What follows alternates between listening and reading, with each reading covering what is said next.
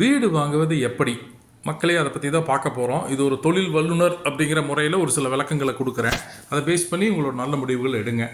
வீடு பார்த்திங்கன்னா 3 வகைப்படுங்க. நிலமாக வாங்கலாம், ஒரு தனி வீடாக வாங்கலாம், இல்லை ஒரு அப்பார்ட்மெண்ட் வாங்கலாம். இதுதான் அந்த 3 வகை. ஸோ இதை பற்றின உங்களுக்கு ஒரு விளக்கத்தை கொடுக்குறேன். என்னென்னு விளக்கமாக தெரிஞ்சுக்கோங்க. முதல்ல அப்பார்ட்மெண்ட்டை பார்க்கலாங்க. அப்பார்ட்மெண்ட்டுங்கிறது பார்த்தீங்கன்னா வழக்கமாக சொல்லக்கூடிய எல்லாரும் விஷயம், அது ஒரு 40லேருந்து 100 குடித்தனம் ஒரே இதில் இருக்கும். நம்ம எப்படி அதில் வந்து புழங்குறது, நமக்கு இடப்பற்றாக்குறை நிறையா வருமே அப்படின்னு இருக்கும். அதில் நிறைய சௌகரியங்கள் இருக்குங்க. கேட்டட் கம்யூனிட்டின்னு வரப்போ செக்யூரிட்டிஸ் இருப்பாங்க, ஆட்டோமேட்டிக்காக மோட்டர்களை போட்டுருவாங்க, நமக்கு இபி பிரச்சனை வராதுங்க, ஜென்ரேட்டர் பேக்கப் இருக்கும், லிஃப்ட் இருக்கும். ஒரு சிலதில் இன்றைக்கி மாடர்ன் அம்யூனிட்டிஸ்ங்கிற மெத்தடில் ஷட்டில் காக் கோர்ட்டுங்க, ஸ்விம்மிங் பூல் இதெல்லாம் கொடுக்குறாங்க. ஸோ அந்த மாதிரி நிறைய சௌகரியமான விஷயங்கள் இருக்குங்க. ஸோ சின்ன சின்ன அசௌகரியங்கள் இருந்தாலும் அப்பார்ட்மெண்ட் ஓகே தான். ஏன்னா சிட்டிக்குள்ளே உங்களுக்கு ஒரு பட்ஜெட்லேயே வந்து சிட்டி நடுவில் வாழக்கூடிய ஒரு அருமையான அது அம்சத்தை கொடுக்குதுங்க.